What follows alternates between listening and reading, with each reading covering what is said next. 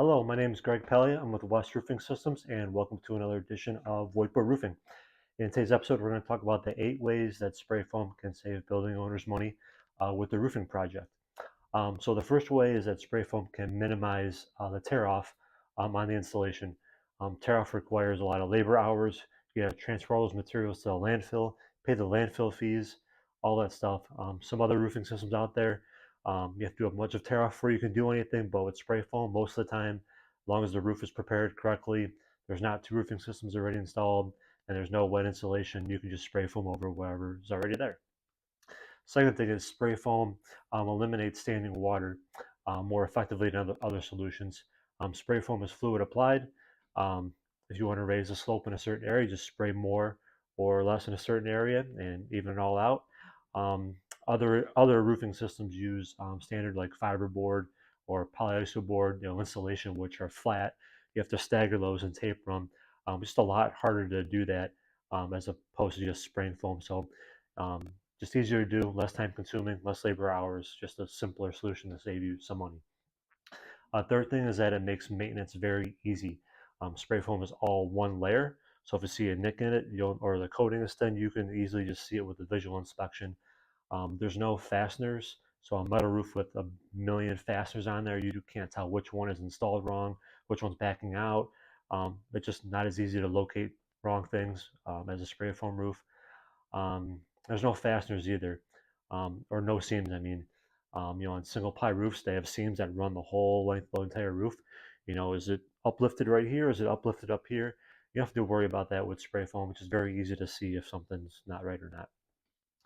The fourth thing is that it makes roof penetrations watertight and a part of the roofing system. Every roof has skylights, not every roof, but some roofs have skylights. All of them have drains, pipes, whatever comes up through the roof is considered a penetration. But how easily can you make that watertight? With spray foam just being fluid applied, just goes right up to it, and then the roofing insulation just keeps going on. It's all one layer. Other roofing systems, such as single ply, it's a rolled out sheet. And when it comes up to a pipe or drain, you have to cut it, use termination metals, sealants, a whole bunch of other materials to make sure it's watertight. Spray foam, you don't have to do that. So it's just very time consuming to do that with a single ply roof. Very simple to do with spray foam, reduces labor hours, reduces the cost of your project.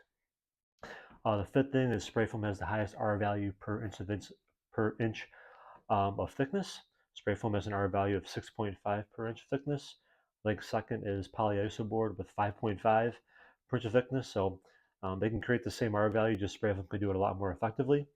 And as you know, more R value um, keeps more heat and cool inside your building, doesn't let it escape through the roof, saves you money on your energy bills. Sixth then is the coating used to protect the foam roof adds UV reflectivity to your roof. So usually it's like a white or a light gray coating that goes over spray foam.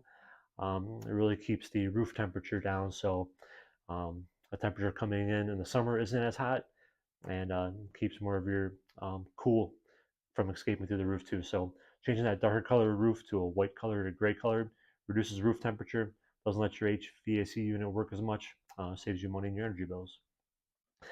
Seventh thing is spray foam can seal HVAC ductwork. So if you've seen a roof with the long metal ductwork, that stuff gets super hot in the summer, super cold, ice on it and snow in the winter.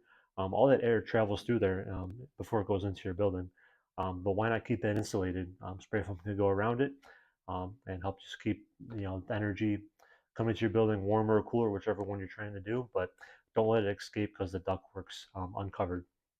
And the last thing, when the warranty is over, a spray foam roof can be renewed for a third to a half of the original installation price in today's dollars. So if you do foam, 2 layers of coating and granules, you just say you get a 15-year warranty. After 15 years, that coating naturally wears away. And when that time comes, all you have to do is clean the roof, properly prepare it, and just put coating on it, and you get a brand new warranty. So it's a very easy way to keep the warranty going. Not a lot of material, but it's easily renewable, which, when other roofing systems run out of their warranty, sometimes they need to be torn off. So that costs a lot more. That's it for today. If you want to learn more about any of these points here today, there's a link to the full blog post in the description. but I hope you learned at least one thing new, and I'll see you next time. Thank you.